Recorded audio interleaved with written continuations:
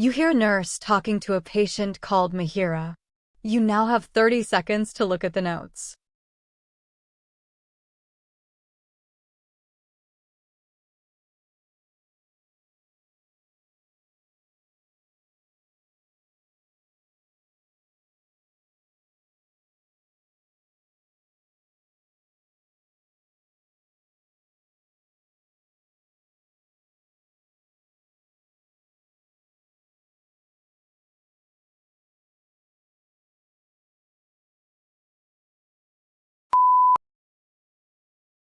I'm Boney Jim, one of the nurses here. What brings you in today? Hi, Boney. I'm really worried. I've been experiencing severe stomach pain over the past week, and it's getting worse. I thought it might go away on its own, but now I'm not so sure. I see. Could you describe the pain for me? When did it start, and is there anything that seems to trigger it? It started about a week ago, just as a dull ache in my lower abdomen.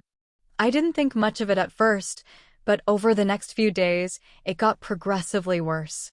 Now, it's a sharp, constant pain. I'm sorry to hear that, Mihiraa. Well, did you notice any triggering factors? Yes, I've noticed it's particularly bad after I eat, especially if I have something spicy or fatty.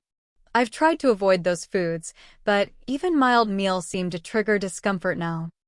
That sounds quite uncomfortable.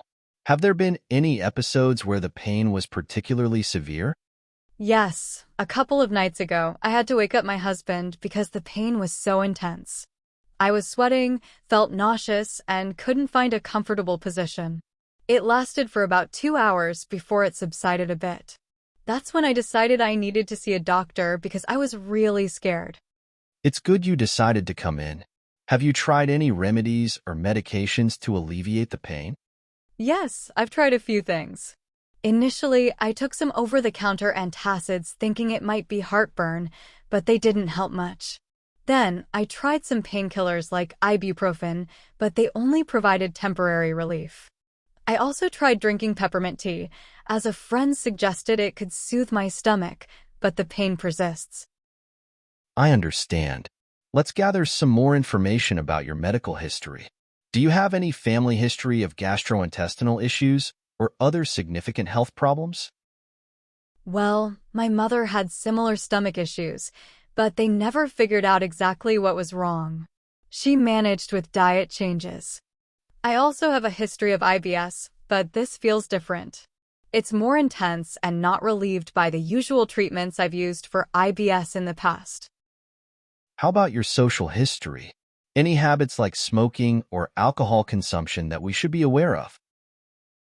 I don't smoke, but I do have an occasional glass of wine with dinner. I also drink coffee, but only 1 cup in the morning. I've tried cutting out the wine and coffee since the pain started, but there's been no significant improvement. Thank you for sharing all this information, Mihiraa. Given your symptoms, I think it's important we run some tests to get to the bottom of this. We'll start with some blood tests to check for any signs of infection. Okay, all right. We might also need to do an ultrasound to look at your abdominal organs, and possibly an endoscopy to examine your digestive tract more closely. That sounds like a good plan. I'm really hoping to find out what's wrong and get some relief. We will do our best to get to the root of the problem. In the meantime, I'll prescribe you some medication to help manage the pain. We can try a proton pump inhibitor to reduce stomach acid, and I'll give you some stronger pain relief as well. Thank you so much, Boney. I appreciate all your help. I'll start the medication. You're welcome, Mihiraa. Also, I recommend you keep a food diary to track anything that might exacerbate your symptoms. Surely, I will keep the notes. Hopefully, the tests will give us some answers. Yes, we'll be in touch soon with your test results. Take care, Mihiraa.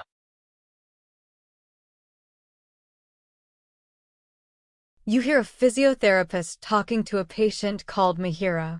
You now have 30 seconds to look at the notes.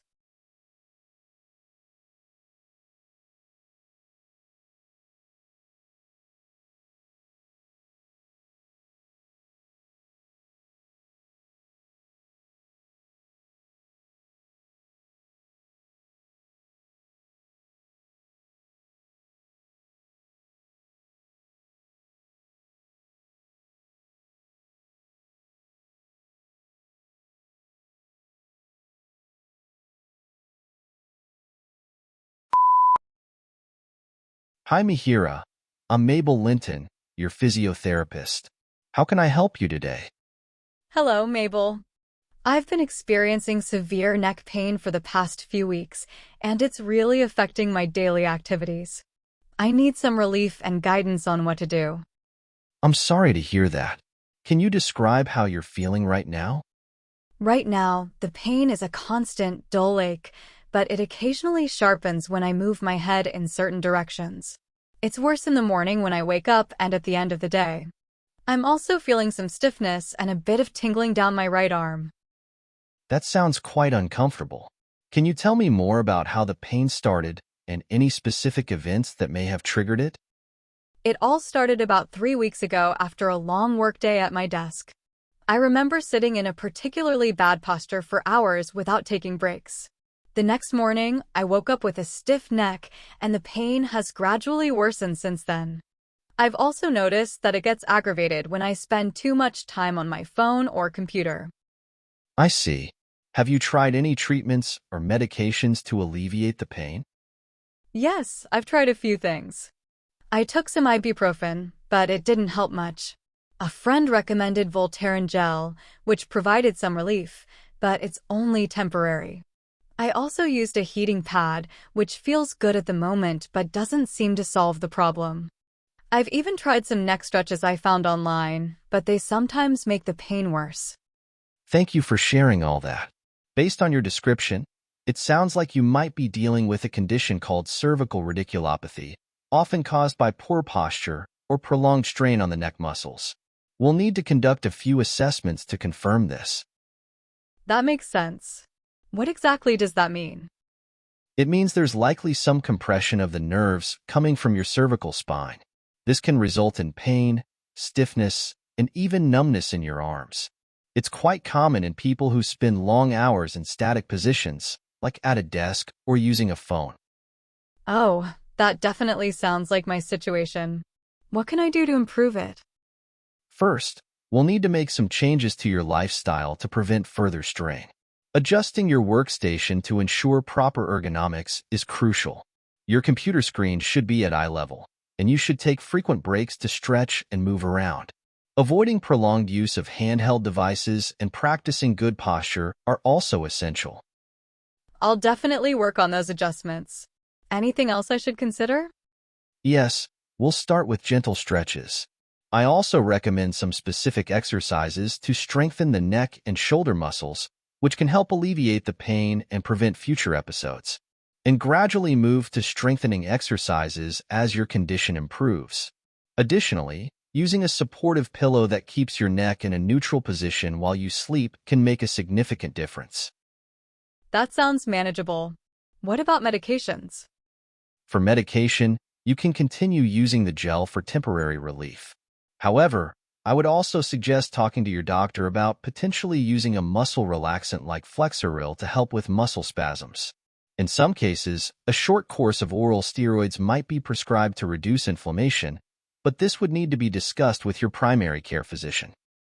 I'll make an appointment with my doctor to discuss those options. Thank you so much, Mabel. I feel more hopeful about managing this now. You're welcome, Mihiraa. Remember to start with the lifestyle changes and then exercises, and we'll follow up in a week to see how you're progressing. If the pain worsens or you notice any new symptoms, please let me know immediately.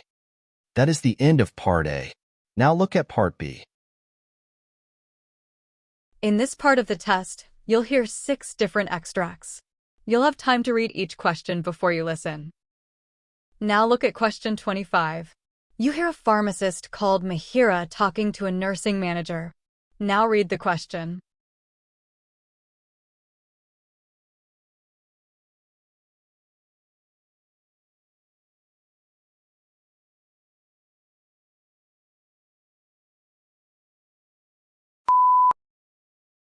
Mihiraa, the anti-dandruff shampoo you're looking for is ketoconazole-based. It's potent, but it can be drying. We recommend alternating it with a gentler, moisturizing shampoo like the one containing parithione zinc. Remember, consistency is key. Use it twice a week for a month, then reduce to once a week for maintenance. While it's effective, It might take a few weeks to see significant improvement. Also, avoid hot water as it can irritate your scalp.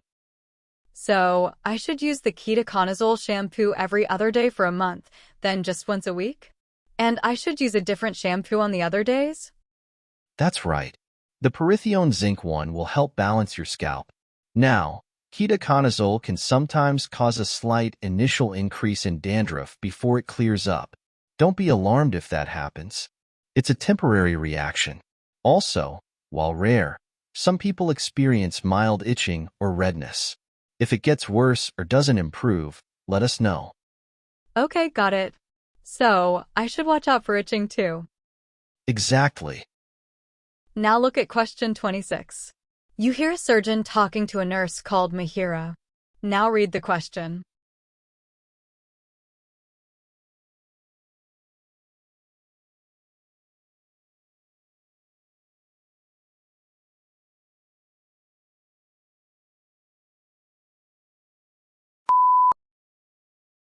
Mihiraa, we're scheduling the laparoscopic cholecystectomy for Mrs. Paul tomorrow. Given her history of adhesions from a previous surgery, we'll need to be extra cautious. I want you to double-check the CO2 insufflation settings. We'll be using the harmonic scalpel for dissection, but have the electrocautery ready as a backup. Got it. I'll verify the insufflation settings and prepare both the harmonic scalpel and the electrocautery. Should we anticipate any specific challenges due to the adhesions? Absolutely. Adhesions can distort the anatomy, making identification of structures more difficult. We might encounter increased bleeding, so be prepared with additional suction and cautery. Also, ensure we have adequate lighting. The Zeus camera is preferred, but if there's an issue, we'll switch to the HD camera. Understood. I'll confirm the equipment and lighting. Should we anticipate any specific postoperative complications given the adhesions and the laparoscopic approach? While laparoscopy generally results in less postoperative pain, adhesions can increase the risk of wound infections. So, emphasize meticulous wound care in the post-op instructions. Also, monitor her for signs of bowel obstruction closely, as adhesions can contribute to that. Now look at question 27. You hear a nurse talking to a junior nurse called Mihiraa. Now read the question.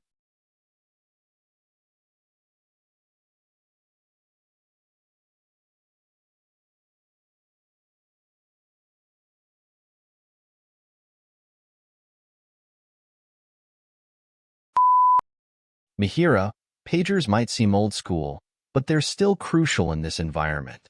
Sure, they're one-way communication, but their reliability is unmatched. You'll get paged for everything from lab results to urgent patient needs. I understand, but what about privacy? Anyone can see the number on the pager. That's a valid concern. We have a code system to address that. Numbers correspond to specific situations. For instance, 101 is a general call, while 203 might indicate a code blue. It's essential to memorize these codes.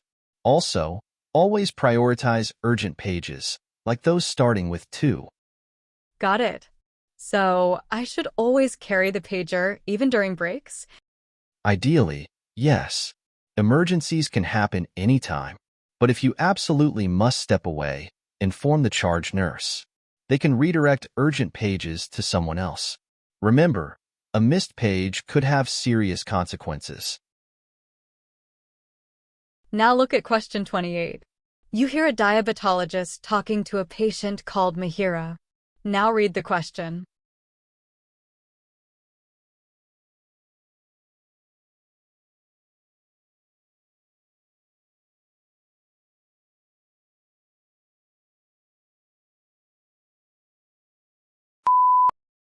Mihiraa, gestational diabetes is a temporary condition that develops during pregnancy.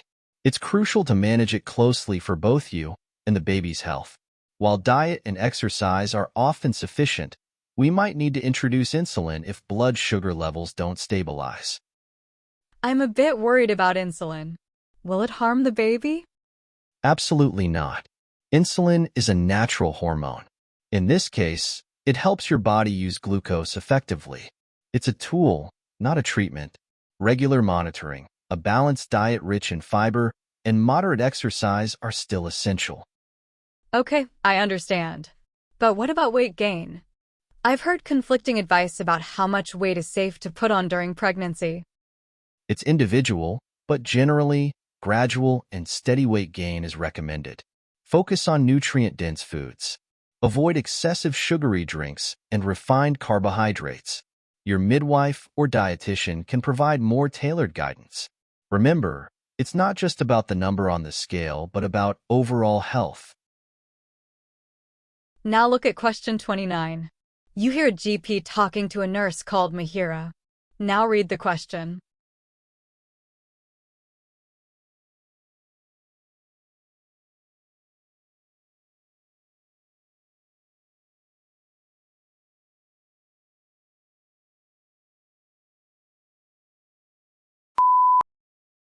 Mihiraa, I'm concerned about Mr. Peters. His blood pressure readings have been consistently high, despite medication adjustments. We need to schedule a follow-up in 2 weeks to reassess his condition. Also, I've noticed some unexplained weight loss. I want you to schedule blood tests to check for any underlying issues. Got it, Dr. Link. I'll schedule the follow-up and blood tests. Should we refer him to a specialist if the blood pressure doesn't improve? Let's see how the next appointment goes. If there's no significant improvement, we might consider a nephrologist. But for now, let's focus on optimizing his current medication. Also, emphasize the importance of lifestyle changes, diet, exercise, and stress management. Will do. And about his medication, should we explore alternative options if he experiences side effects? Absolutely. We can adjust the dosage or try a different class of medication if needed. But let's prioritize compliance with the current regimen first. It's crucial for controlling his blood pressure. Now look at question 30. You hear a nursing manager talking to a nurse called Mihiraa. Now read the question.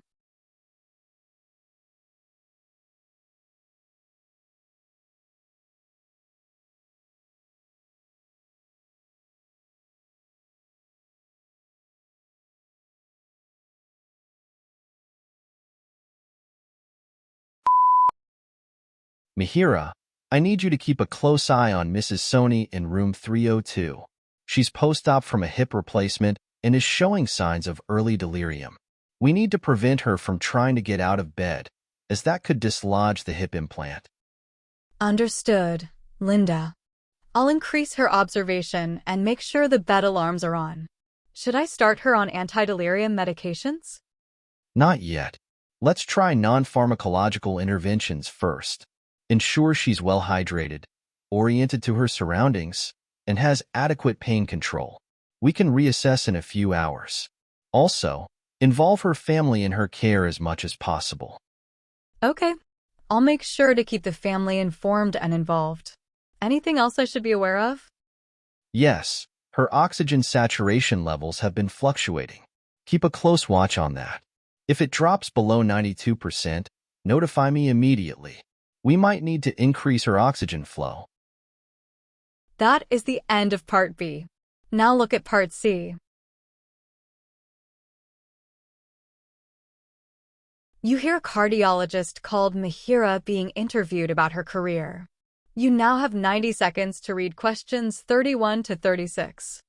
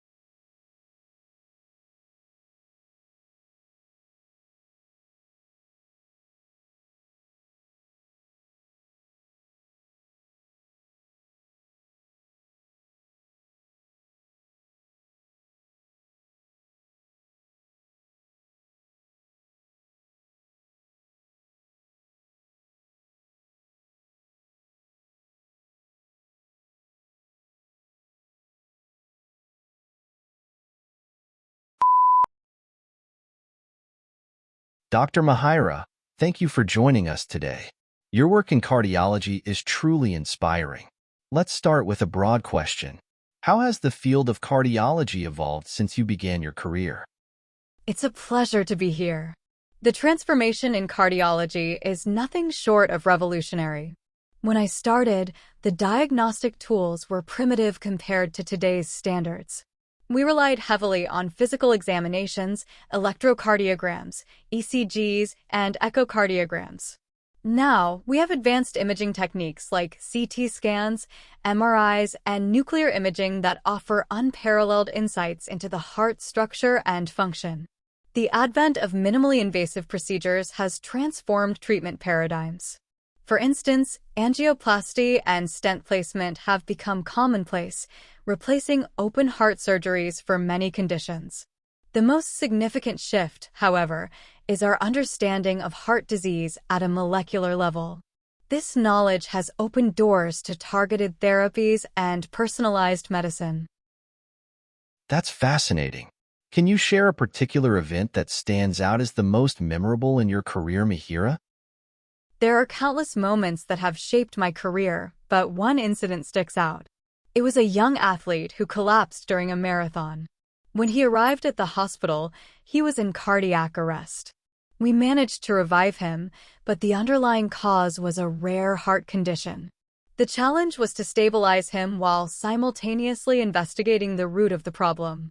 We eventually diagnosed a hypertrophic cardiomyopathy with a unique genetic mutation.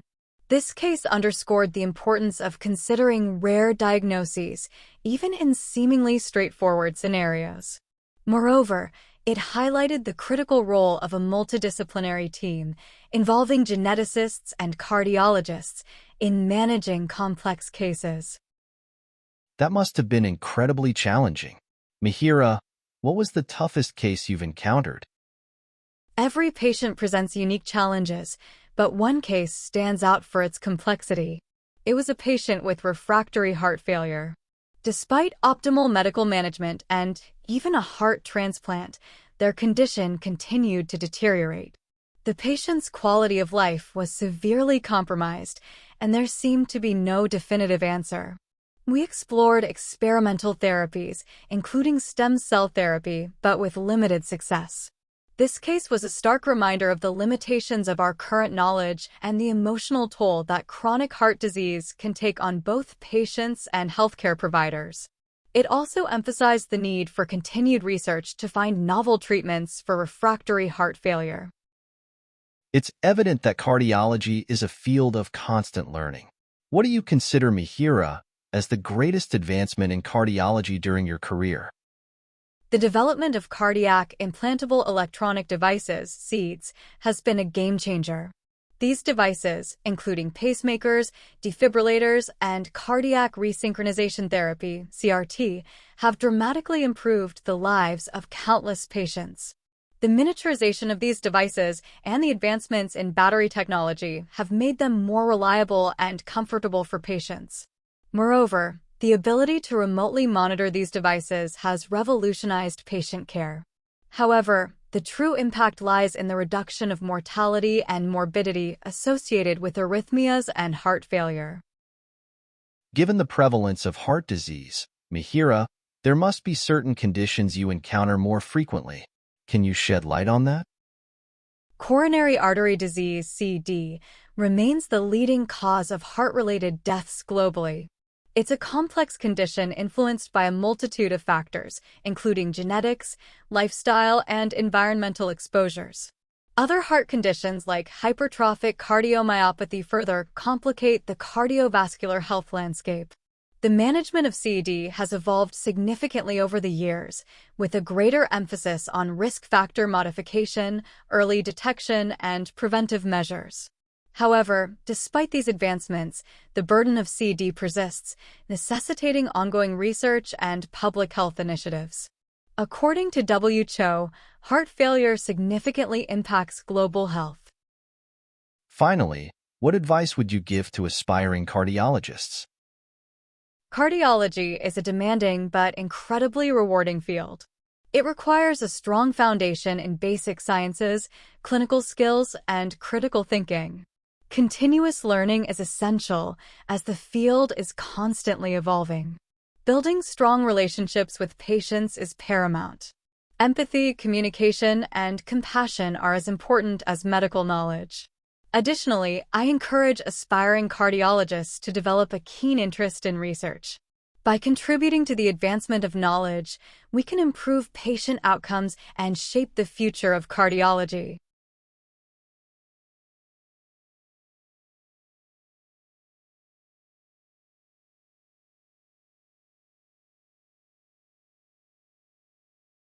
Now look at Extract 2. Questions 37 to 42. You hear a physician talking about the complications the multivitamins created for a patient called Mihiraa. You now have 90 seconds to read questions 37 to 42.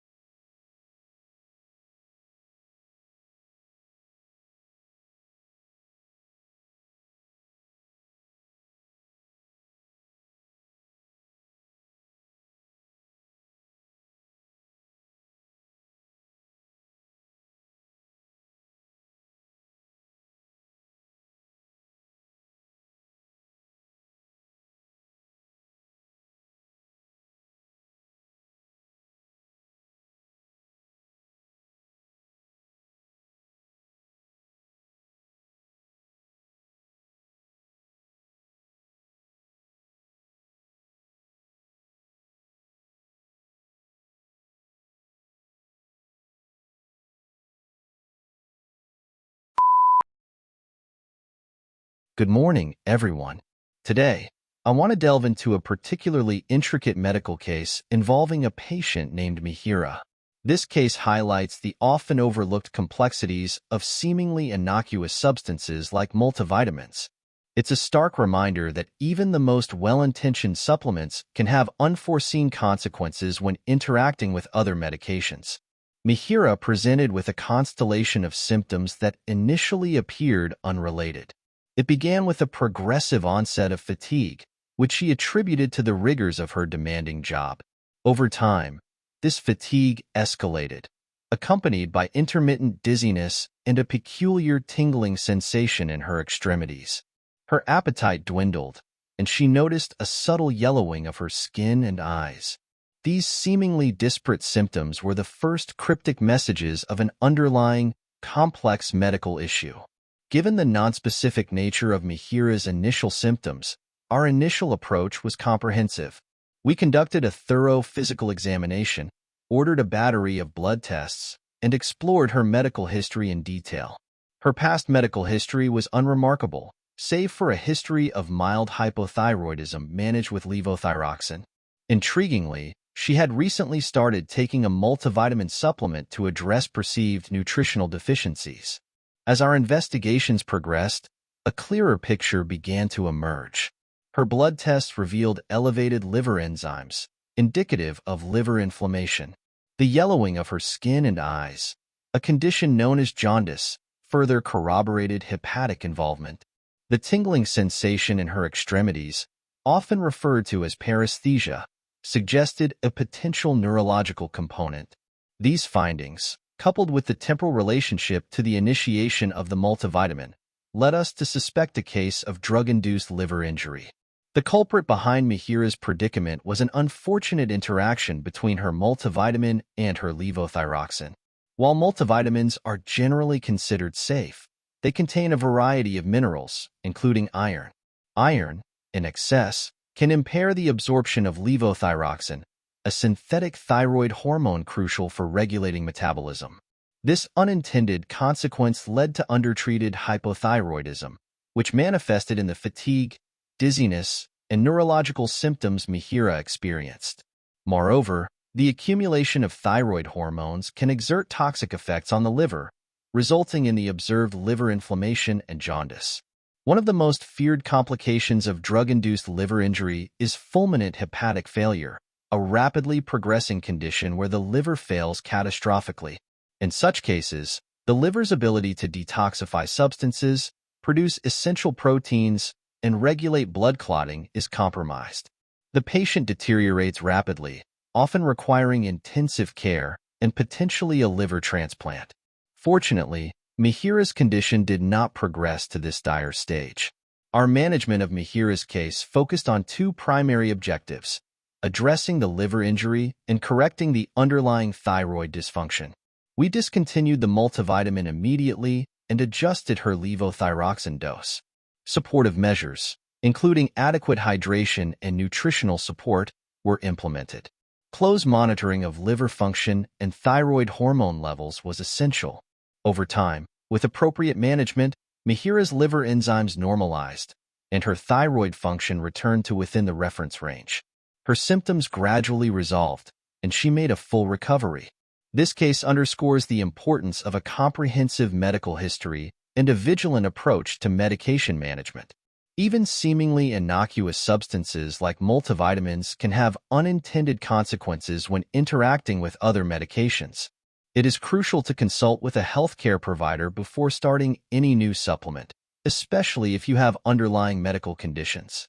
By understanding the potential risks and benefits, we can minimize the likelihood of adverse events.